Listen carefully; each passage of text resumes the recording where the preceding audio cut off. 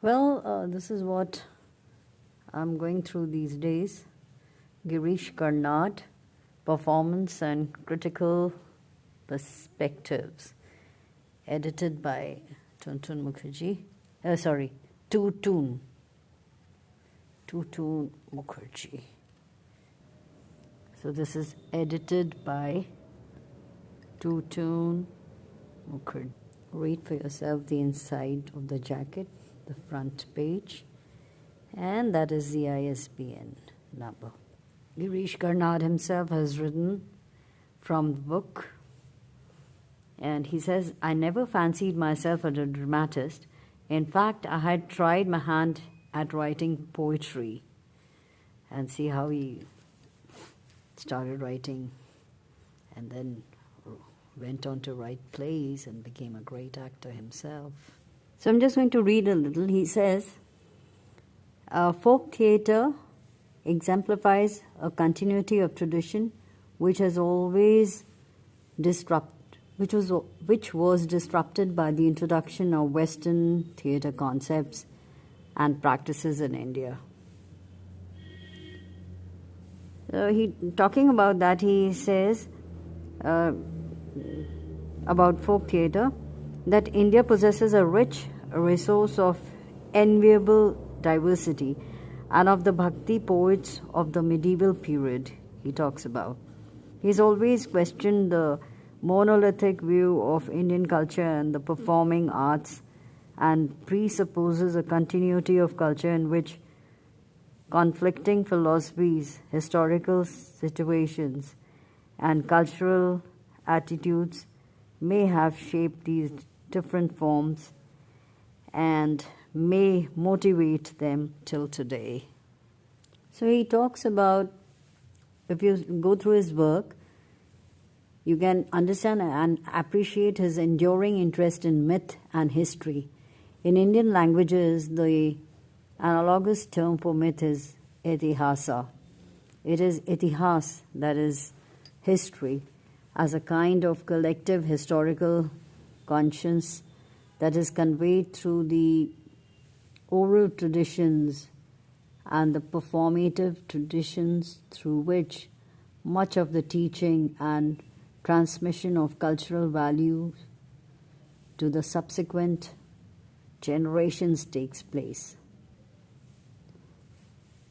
So that depends upon influences. Like for example, according to Freud, the central reality for any individual is the internal one, and that social, cultural, and political systems have no independent existence, but a collective response to or defenses against the turbulence of the inner world. Karnad's continuing interest in Itihasa is reflected in the dreams of Tipu Sultan. In 2000 he wrote this. In addition to urging a review of history, these plays written against the backdrop of growing fundamentalism and communal frenzy in the country present individual endeavor towards communal integration during epoch of violence. The social awareness intrinsic to Karnad's play is not so much iconoclasm.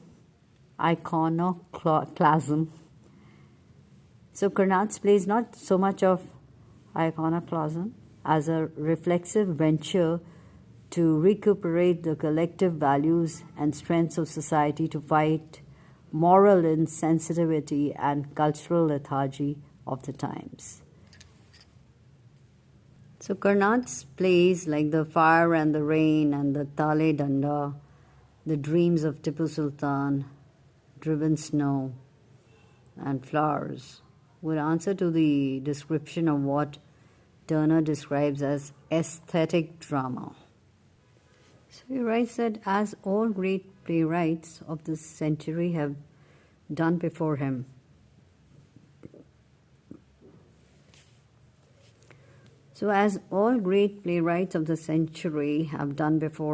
Karnad has undertaken a journey through his plays in search of forms to embody his multi-perspectival approach to themes, from the use of Itihasa and oral tradition to technology and poetry. Karnad's rich repertoire showcases thematic configuration through performance techniques. No study can do justice to Karnad's work, she writes.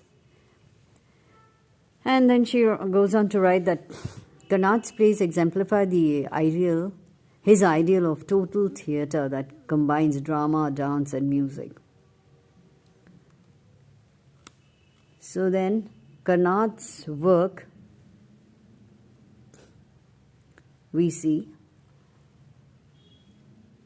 is an integrated enterprise that concerns itself with communicational, representational, fictional, linguistic, and structural principles of drama and theatre. Inspired as much, all of that. Answering a question, she took an interview, and to the answer to this question that you have recreated Sudraka's Mrich Katika as Utsav, that's a movie. He says, yes, it's a play about a city and has every human element represented in it. It reflects in it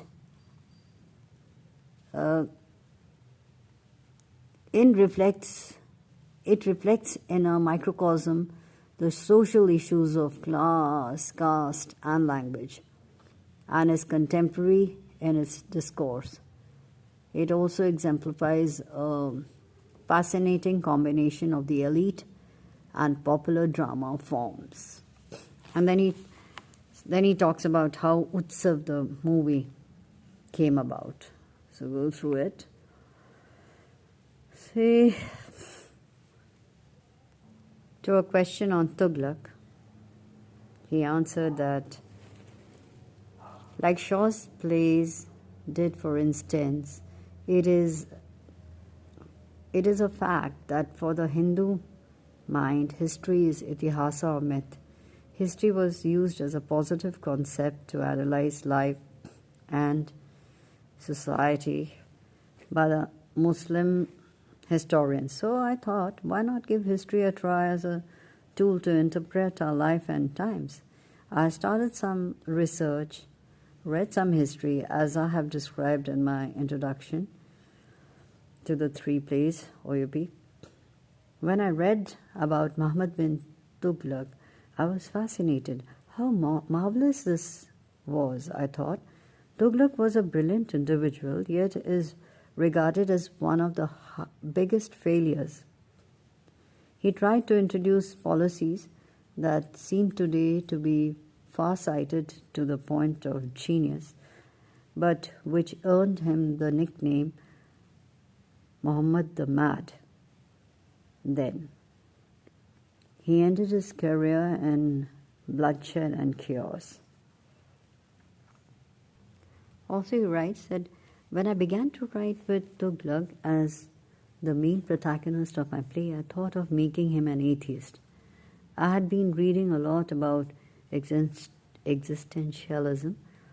On further research, I found it mentioned somewhere that he had banned prayers in his kingdom for 7 years. Yet he was supposed to have been a deeply religious man. That intrigued me, he says. So read on, grab this book, and you'll find such interesting information, not only about Girish Karnad, but the entire aspect of writing, drama, Indian history, mythology, and of course his great perception. Happy reading.